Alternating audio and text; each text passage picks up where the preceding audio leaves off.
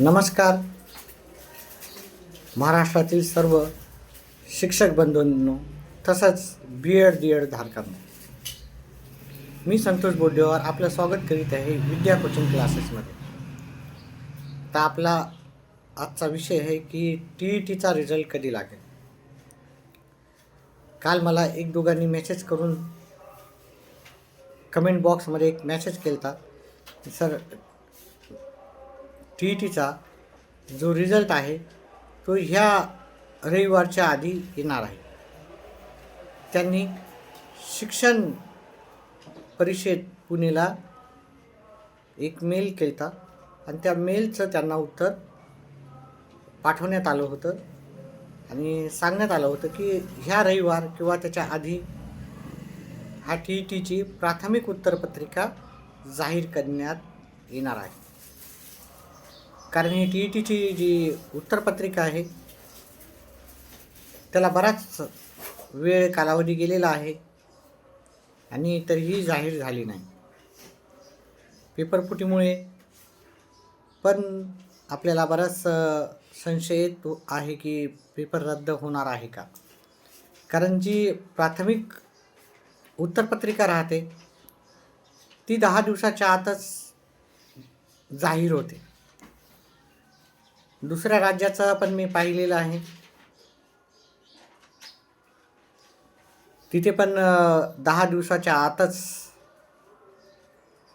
त्यांना उत्तरपत्रिका जाहीर झालेली. काही राज्यामध्ये 2 दिवसात, काही राज्यात 4 दिवसात. आता गुगलमध्ये सर्वच माहिती भेटत असल्यामुळे आपण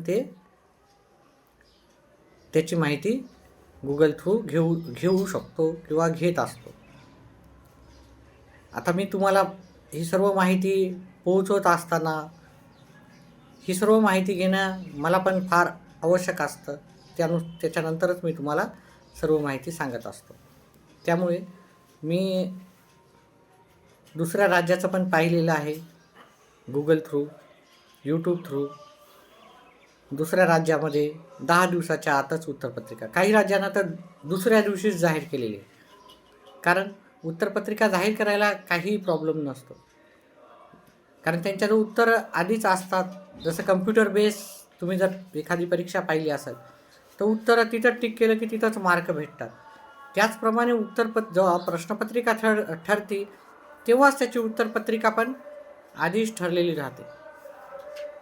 त्यामुळे थोडा आपल्याला संशय येऊ शकत होता की प्राथमिक उत्तरपत्रिका आली नव्हती आणि पेपरफुटी झालेली आहे. त्यामुळे सर्वांनाच असं संशयाचं वातावरण निर्माण झालं होतं की परीक्षा रद्द होऊ शकते का.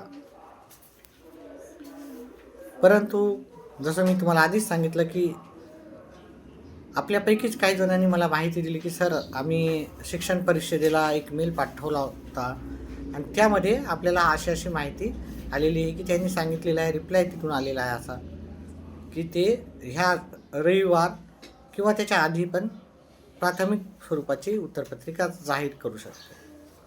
असंच तुमच्याकडे काही माहिती असेल शिक्षक भरती किंवा TETबद्दल किंवा कंत्राटी भरतीबद्दल, तर तुम्ही सुद्धा मला काय करू शकता, कमेंट बॉक्समध्ये मेसेज करून कळवू शकता, जेणेकरून मला पण काही गोष्टीचं माहिती भेटू शकेल. तुमच्या थ्रू पण मला होऊ शकतं आणि ती मी बाकीच्यांपर्यंत पोहोचवू शकतो. आता चला एवढंच. अजून काही अपडेट्स असतील तर ते नक्कीच तुमच्यापर्यंत पोहोचवेल. व्हिडिओ पाहिल्याबद्दल धन्यवाद.